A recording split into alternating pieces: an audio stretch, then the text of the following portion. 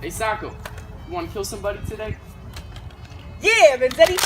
Why? Payroll boxes. 2 of them. I think we can take them. Yeah, we can take them. Where are they? Is that them? You know it is. Alright. Alright. Hey, Alessandro, you got the payroll box? I sure do! And I really hope no one robs me, waving this around, obviously. Oh, look! 2 people with guns! Give me the money!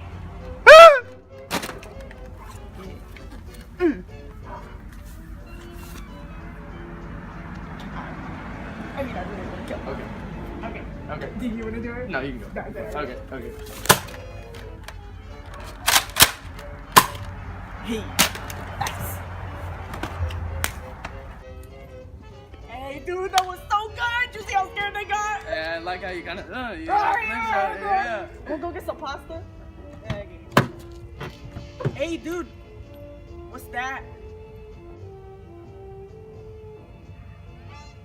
And I don't really like the way he's looking at me. Get it.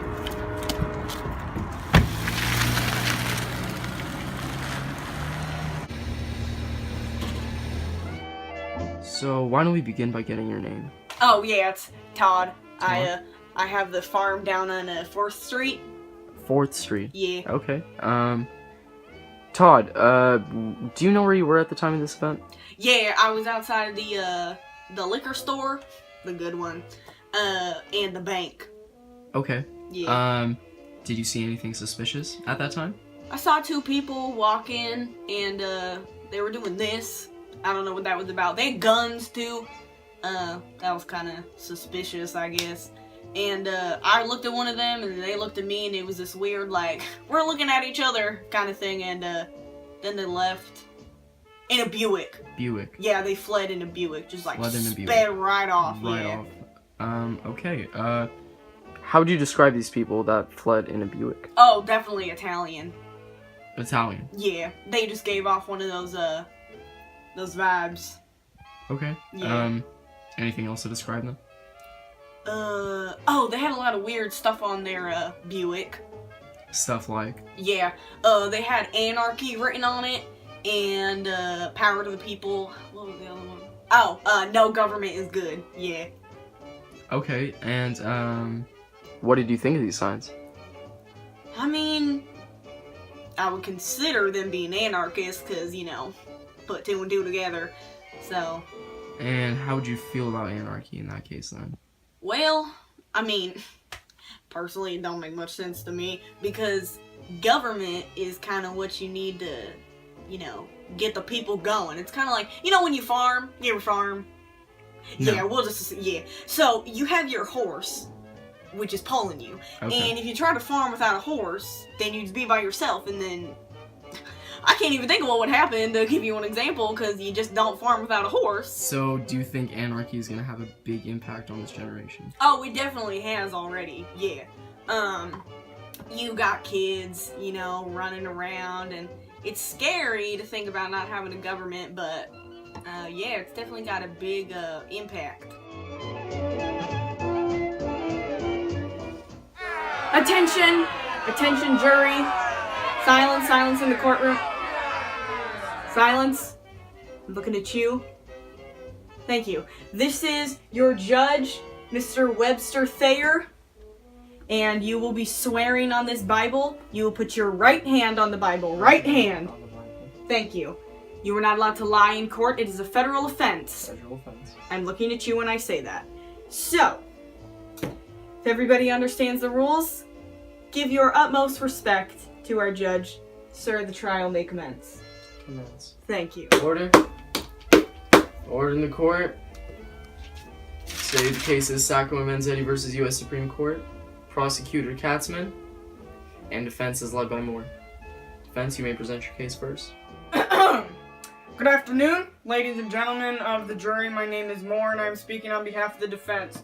Now, the 2 that you see in front of you, Mr. Sacco and Vanzetti, have been tried for robbery and murder, but I am here to argue that it is not because they murdered or robbed someone. It is simply because they are immigrants. That's right, they are from Italian descent.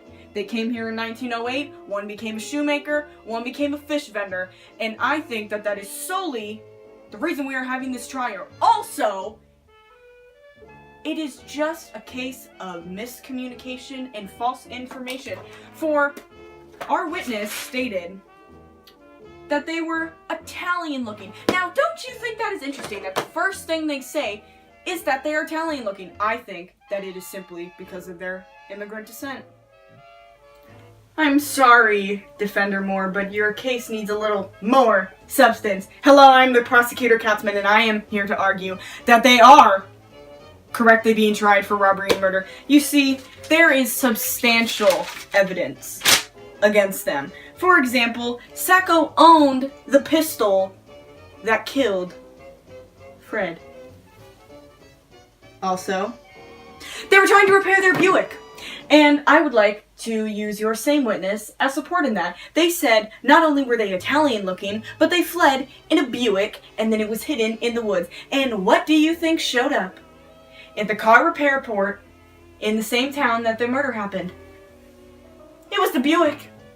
Yes, it was. So, I think that your evidence for them is not correct because there is an eyewitness that said it happened.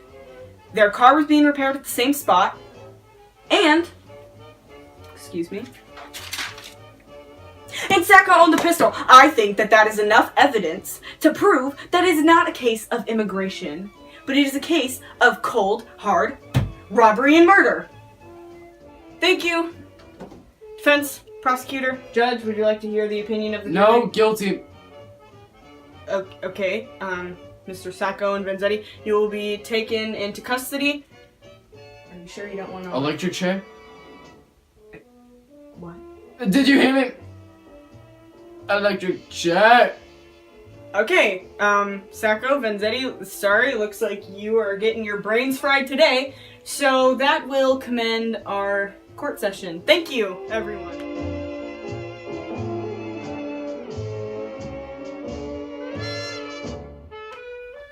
Okay, so that's the end of our film.